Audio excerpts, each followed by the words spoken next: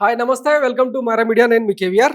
మొన్న తీన్మార్ మల్లన్న చేసిన కామెంట్స్ రెండు తెలుగు రాష్ట్రాల్లో పెద్ద ఎత్తున సంచలనం సృష్టించినాయి. ముఖ్యంగా రెడ్లను టార్గెట్ చేస్తూ ఆయన బీసీలో ఉచ్చదాగుర్రి అని మాట్లాడిన మాటలు ఇప్పుడు ఒక్క రెడ్డి సామాజిక వర్గాన్నే కాదు యావత్ రాజకీయాల్లో కీలకమైన నేతలందరినీ కూడా కుతకుతలాడించేలా చేస్తున్నాయి. వాస్తవానికి మల్లన్నకు ఇంత ధైర్యం ఎక్కడి నుంచి వచ్చింది, ఈ బల్బు వెనుక రీజన్స్ ఏంటి, అసలు ఎక్కడి నుంచి మొదలైండు, ఇప్పుడు ఎందుకు ఈ కామెంట్స్?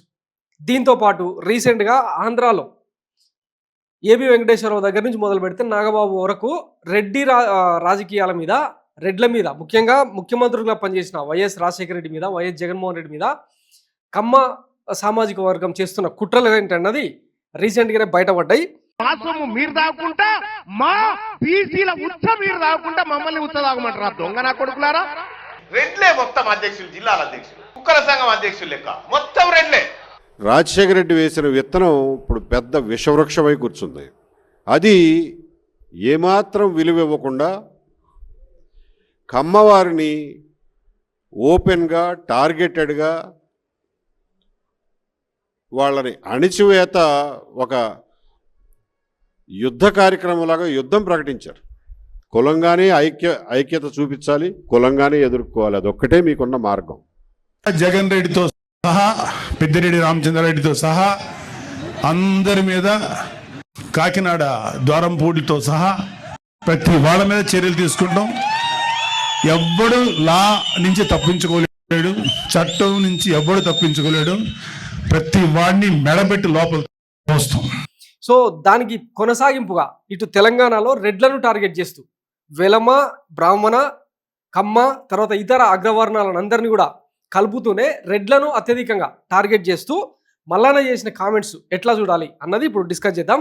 ముందుగా ఆ స్టోరీని, రెడ్లకు విడాకులు ఇద్దాం, 2028లో ఈ రాష్ట్రానికి బీసీ బిడ్డని ముఖ్యమంత్రి రేవంతే, ఈ రాష్ట్రానికి చివరి రెడ్డి సీఎం, ఎమ్మెల్సీ తీన్మార్ మల్లన్న.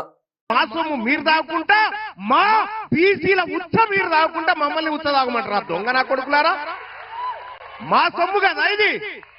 ఎవడో ఒకడు ఈయన ఛానల్లో అంటే లైవ్ ఇస్తున్న తరుణంలో మహేష్ రెడ్డి అనే పేరుతో ఒక అతను మా రెడ్ల ఉచ్చ మీరు తాగాలి అని చెప్పి పెట్టిన కామెంట్కు, అంటే ఒక్కడు పెట్టిన కామెంట్కు యావత్ రెడ్డి సమాజాన్ని ఇట్లా ఉచ్చదాగుర్రి అని చెప్పి మాట్లాడింది అనమాట.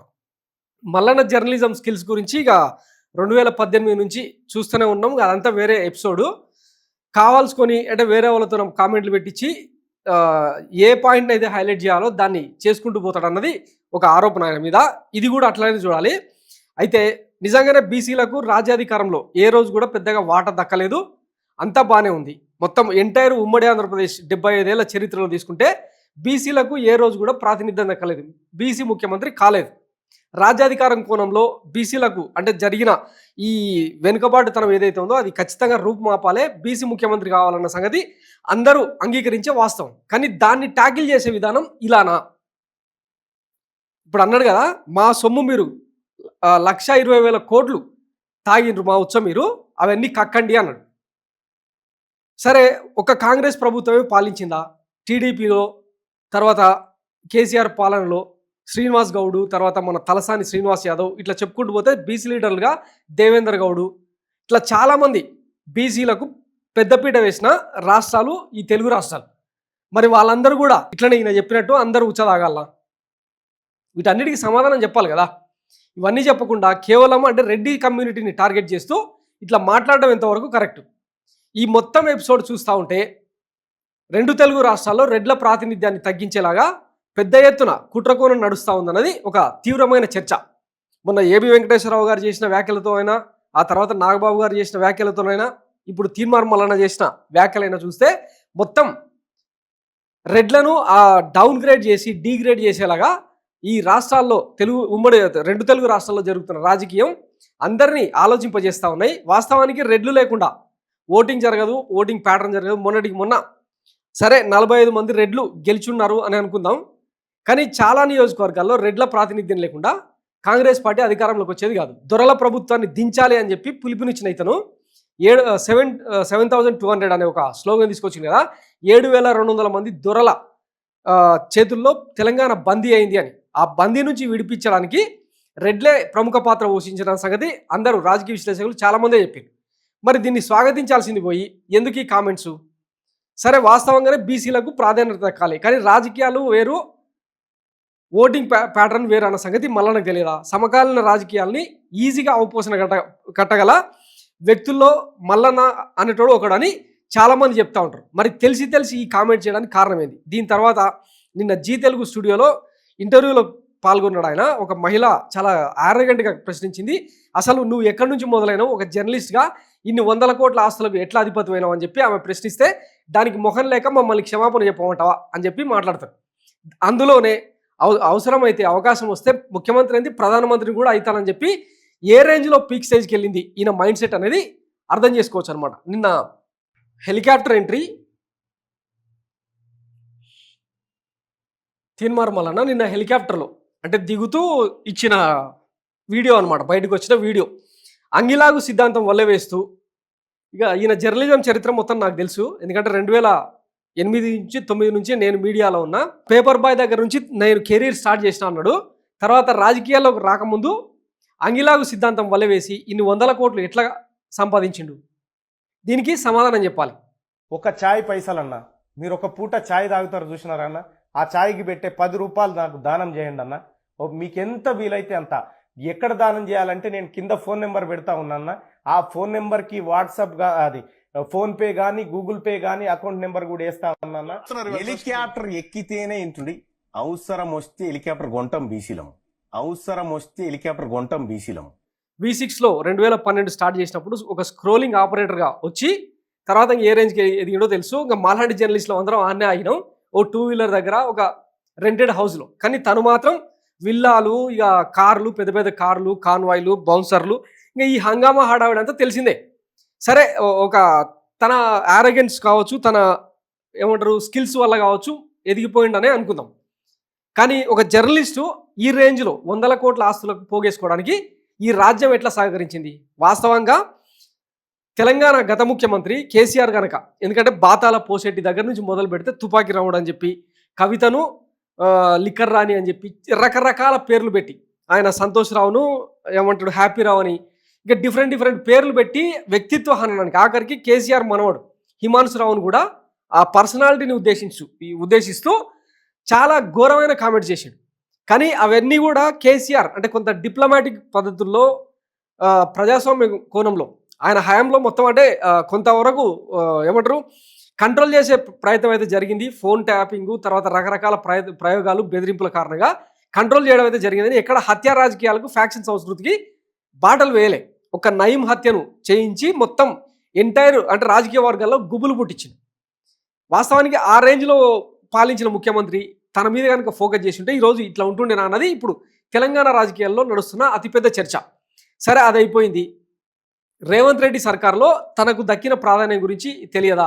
2 సార్లు అంటే కాంగ్రెస్ ప్రభుత్వంలో కాంగ్రెస్ పార్టీ అధికారంలోకి వచ్చిన తర్వాత అంతకుముందు 2 సార్లు ఆయన ఎమ్మెల్సీగా పోటీ చేస్తే కూడా ఓటేయలే ఎవరు కూడా.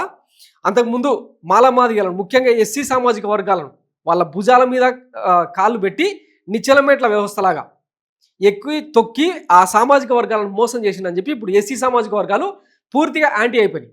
అది ఆ విషయం గ్రహించి ఇప్పుడు బీసీల పాట అందుకున్నాడు అన్నది ఒక వాదన. సో ఇట్లాంటి వ్యక్తిని రేవంత్ రెడ్డి సర్కారు ఎందుకు బేర్ చేస్తున్నది? వాస్తవానికి ఈ మాటలు మాట్లాడినందుకు ఎక్స్పెల్ చేయాల్సిన అవసరం అయితే ఉంది.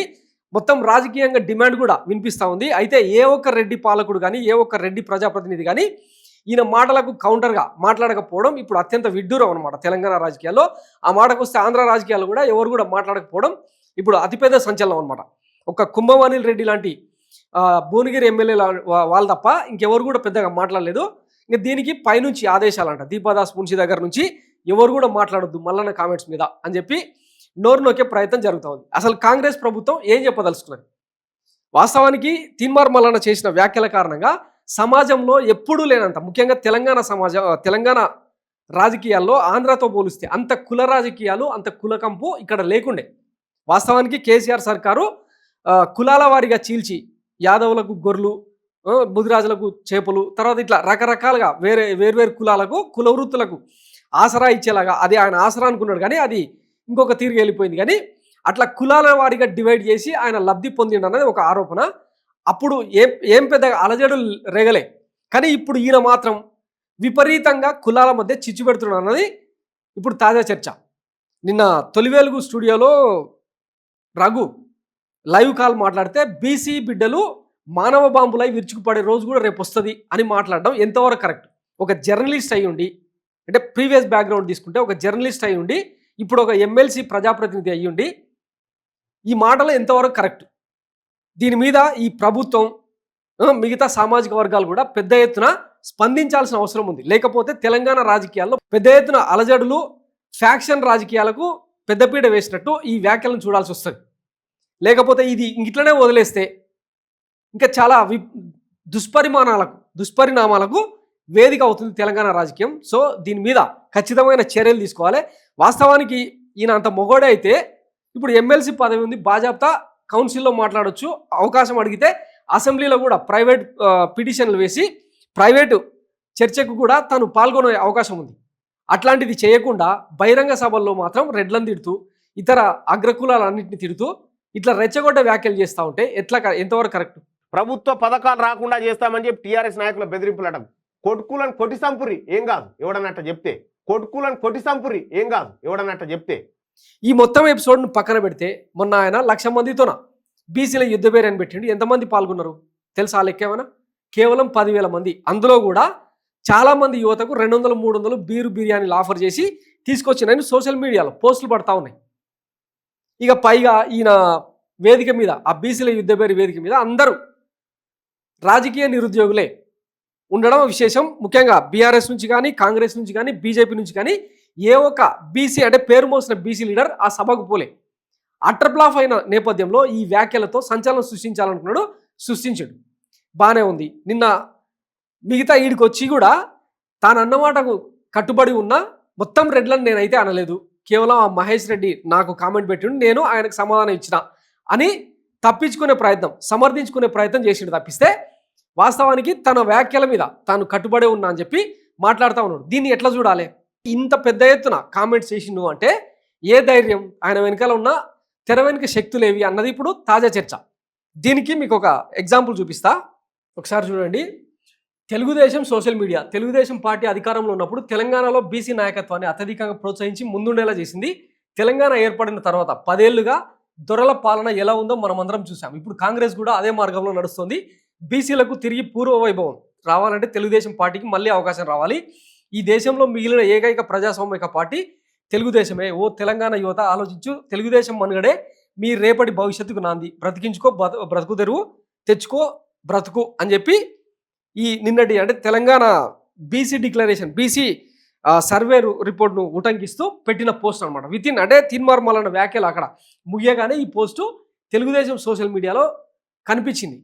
దీన్ని ఎట్లా అర్థం చేసుకోవాలి? ఒకవైపు ఆంధ్రప్రదేశ్లో ఏబి వెంకటేశ్వరరావు, తర్వాత నాగబాబు, పవన్ కళ్యాణ్ గారు సీజ్ ద షిప్ పేరుతో రెడ్డి సామాజిక వర్గాన్ని టార్గెట్ చేసి ఇక విపరీతంగా కొల్లగొడతా ఉన్నారు. 60-40 రేషియోలో కమిషన్ల పేరుతో మొత్తం రెడ్ల ఆర్థిక సామ్రాజ్యాల్ని, ఆర్థిక మూలాల్ని కొల్లగొట్టే ప్రయత్నం జరుగుతూ ఉందని చెప్పి చెప్తా ఉన్నారు కదా. సేమ్ తెలంగాణలో కూడా అదే ప్రయోగానికి తెలుగుదేశం పార్టీ తెగబడింది అన్నది కొంతమంది చెప్తున్న సూత్రీకరణ. దానికి నిలువెత్తు సాక్ష్యమే ఈ పోస్టర్. సో తీన్మార్ మల్లన్న వెనుక అటు బీజేపీ, ఇటు చంద్రబాబు గారు, ఇంకొక వైపు పవన్ కళ్యాణ్, ముగ్గురు ఉన్నట్టు స్పష్టంగా కనిపిస్తూ ఉంది. దీనికి తోడు గతంలో అంటే జనసేన అధినేత పవన్ కళ్యాణ్ గారు అంటే ఆంధ్రప్రదేశ్ ఎన్నికలకు ముందు ఎట్లాంటి రెచ్చగొట్టే వ్యాఖ్యలు చేసిండో సేమ్ అదే వైఖరిని తీన్మార్ మల్లన్న ప్రయోగిస్తుండడం ఇప్పుడు సంచలనంగా మారింది. వాస్తవానికి తెలంగాణ రాజకీయాలకు ఇట్లాంటి ఏమంటారు డెరోగేటరీ కామెంట్స్కు వీటికి స్థానం లేకుండే.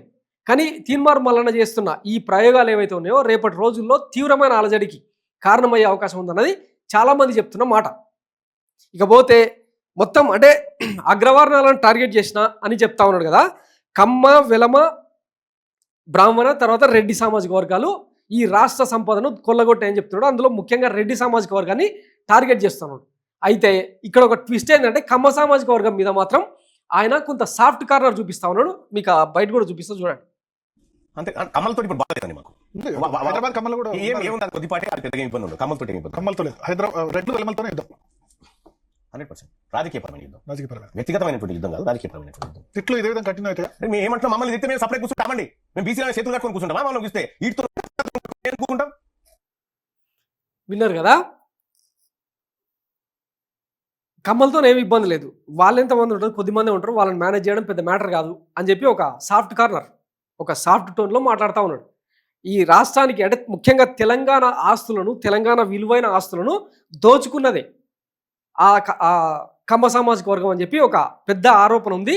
దానికి ఇదే తీన్మార్ మల్లన్న తీన్మార్ న్యూస్లో పనిచేస్తున్నప్పుడు V6లో దలేల్ బెంబాబలి అనే ఒక ఆర్టికల్ వేసి ఈయననే తీన్మార్ న్యూస్లో చూపించిండు. అది నేను కూడా వీలైతే ఒకసారి క్లిప్ వేసి చూపిస్తా. మరి అట్లాంటి వ్యక్తి కమ్మల మీద సాఫ్ట్ కార్నర్ ఎట్లా చూపించాలి? ఇప్పుడు చూస్తే అందరినీ ఒకటే ఘాటిన కట్టాలి. వాస్తవానికి 70 ఏళ్ళ తెలంగాణ చరిత్ర కావచ్చు, 70 ఏళ్ళ ఉమ్మడి ఆంధ్రప్రదేశ్ చరిత్ర కానీ తీసుకుంటే రెడ్లు అత్యధికంగా పాలించిన మాట వాస్తవం. 50 ఏళ్లకు పైగా రెడ్లే ముఖ్యమంత్రులుగా ఉన్న మాట వాస్తవం. కానీ అంతకంటే ఎక్కువ ఈ కమ్మ పాలన ఎప్పుడైతే వచ్చిందో ఎన్టీ రామారావు దగ్గర నుంచి మొదలు పెడితే నారా చంద్రబాబు గారు తెలంగాణను ఉమ్మడి ఆంధ్రప్రదేశ్ ముఖ్యమంత్రిగా ఉన్నప్పుడు అత్యధికంగా తెలంగాణ ఆస్తులను, ప్రభుత్వ రంగ సంస్థలను కాయలా పడేసేలా చేసి అత్యధికంగా కమ్మ సామాజిక వర్గానికి మేలు చేసిన అన్నది దలేల్ బెంబాబలి తన డీటెయిల్ అనాలిసిస్లో చెప్పుకొచ్చింది. మరి అట్లాంటిది కమ్మ సామాజిక వర్గానికి ఎందుకు టార్గెట్ చేయట్లేదు? వెలమదోరల మీద గతంలో ఆయన చేసిన యుద్ధం అందరికీ తెలిసిందే. 7,200 7,200 పేరుతో దొరలు కొల్లగొట్టిన భూములన్నింటినీ వెనక్కి లాక్కుంటాం, ఆ దిశగా ఈ తెలంగాణ ప్రజానికాన్ని చైతన్యం చేస్తామని చెప్పిండు. సరే, కొంతవరకు ఆయన ఎఫెక్టు అవన్నీ పనిచేసినాయి, దొరల పాలనకు తెలంగాణ చరమగీత పాడింది అనుకుందాం. ఇప్పుడు ధరణి పేరుతో ఆ భూములన్నింటినీ వెనక్కి తీసుకునే కార్యక్రమం ఏదో నడుస్తూ ఉందంటే అది ఎంతవరకు వస్తుందో చూద్దాం. కానీ మరి ఇక్కడ కమ్మ సామాజిక వర్గాన్ని ఎందుకు స్కిప్ చేస్తున్నట్టు? నిజంగానే నీకు చిత్తశుద్ధి ఉంటే మరి ఆ చరిత్ర మొత్తం చెప్పుకుంటూ వచ్చి గతంలో చంద్రబాబు ప్రభుత్వంలో బీసీలకు జరిగిన అన్యాయం ఏంది? లిక్కర్ సిండికేట్ను పెద్ద ఎత్తున బెల్ట్ షాపులను మోపు చేసి తెలంగాణలో గౌడన్నలకు ఊరితాలు బిగించింది చంద్రబాబు కాదా? తెల్లగాళ్ళను దాంట్లో మందు కలిపి వాళ్ళ కులవృత్తిని నాశనం చేసేలాగా సారాను బ్యాన్ చేసి లిక్కర్ను పెద్ద ఎత్తున ప్రమోట్ చేసి మద్య నిషేధ పథకం పేరుతో తన మామ ఎన్టీ రామారావు ఒక స్లోగన్ తీసుకొచ్చి దానికి ఇటు తెలంగాణ అటు ఆంధ్రప్రదేశ్ ప్రజలు పెద్ద ఎత్తున మ్యాండేట్ ఇస్తే ఆయనకు వెన్నుపోటు పొడిచిన వెంటనే చంద్రబాబు గారు ఇక్కడ సారాను బ్యాన్ చేసి పెద్ద ఎత్తున లిక్కర్కు గేట్లు ఎత్తింది నిజం కాదా? మరి ఆ క్రమంలో ఎంతమంది బీసీలు బాగుపడ్డారు? గౌడ సామాజిక వర్గం ఎంత పెద్ద ఎత్తున లాస్ అయింది? ఆ కులవృత్తి ప్రమాదకరంలోకి ఎందుకు మారిపోయింది? ఇవన్నీ మాట్లాడాల్సిన అవసరం లేదా? సో వీటన్నిటికీ ఖచ్చితంగా తీన్మార్ మల్లన్న సమాధానం చెప్పి తీరాలే. అట్లా కాకుండా ఓన్లీ రెడ్లు టార్గెట్గా రాజకీయం చేస్తామంటే మాత్రం కుదిరే పని కాదని చెప్పి చాలామంది రెడ్లు ఇంటర్నల్గా వార్నింగ్లు ఇస్తూ ఉన్నారు. రేపు రెడ్డి జనసమితి పేరుతో 1,00,000 మందితో వాళ్ళు కూడా ఏదో పెద్ద ఎత్తున పరేడ్ గ్రౌండ్లో ఉద్యమానికి తెరదీసే ప్రయత్నం జరుగుతూ ఉంది. ఇది మొత్తం అంటే ఉద్రిక్తతలకు దారితీసేలాగా వెళ్తూ ఉంది తప్పిస్తే తెలంగాణకు అక్కడికొచ్చే ముచ్చటైతే కాదు. వాస్తవానికి బీసీలు చైతన్యం కావాలి, వాళ్ళకు రాజకీయ ప్రాధాన్యతనివ్వాలి, అన్ని రంగాల్లో వాళ్ళని ముందుకు తీసుకుపోవాలి. అందులో ఏ డౌట్ లేదు.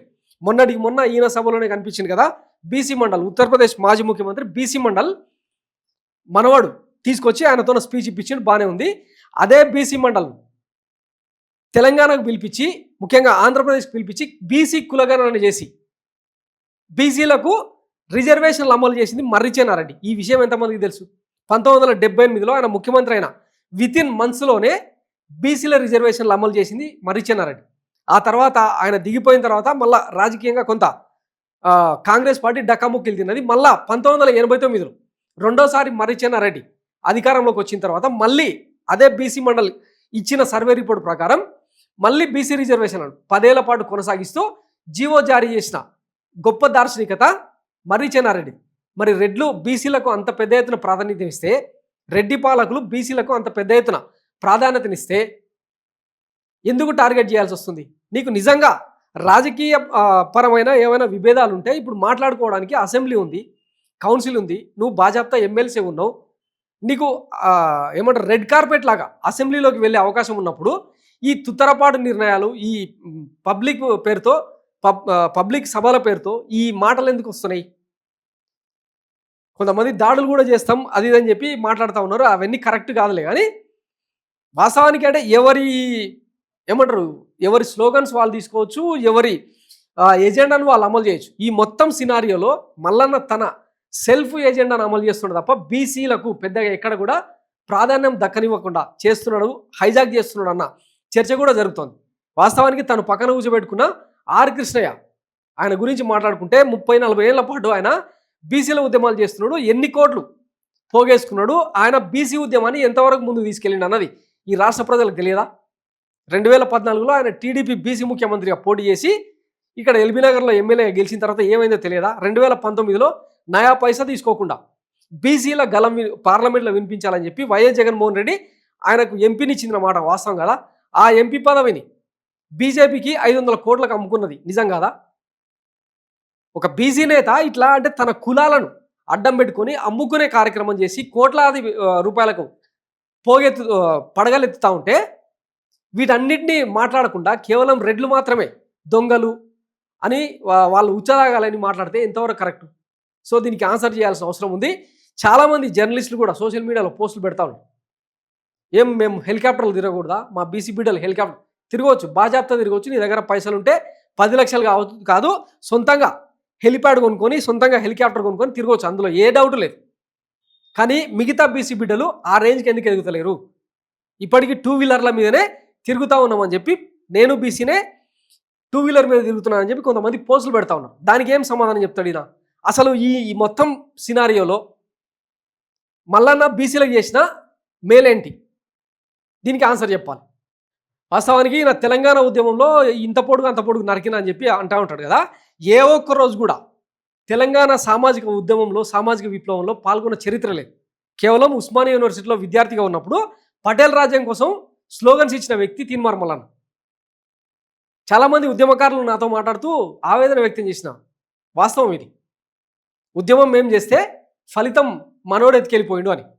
ఎట్లా అంటే ఓన్లీ క్యూ న్యూస్ అనే ఒక ఛానల్ను పెట్టుకొని దాని ద్వారా కోట్లకు పడగలెత్తి సెటిల్మెంట్లు దందాలు వాటి గురించి ఓ జర్నలిస్ట్ శంకరు, ఓ చిల్కా ప్రవీణు, ఓ శ్రావ్య, ఇట్లా చాలామంది అంటే ఆయన కింద పనిచేసిన ఆయన కింద అంటే ఆయనకంటే చాలామంది జూనియర్లు పొట్టు వేసుకున్నారు. ఆ సాక్ష్యాధారాలు సోషల్ మీడియాలో ఉన్నాయి.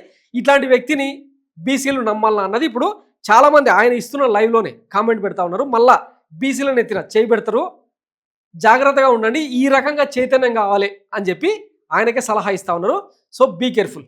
అసలు మల్లన్న మీద కరెక్ట్గా ఫోకస్ చేస్తే 2028 నాటికి ఆయన రాజకీయాల్లో ఉంటాడా లేదా అన్నది రాబోయే చరిత్ర. ఏం జరుగుతుంది అనేది వేచి చూద్దాం. Thanks for watching Myra media. నేను మీ కేవీఆర్. Thank you.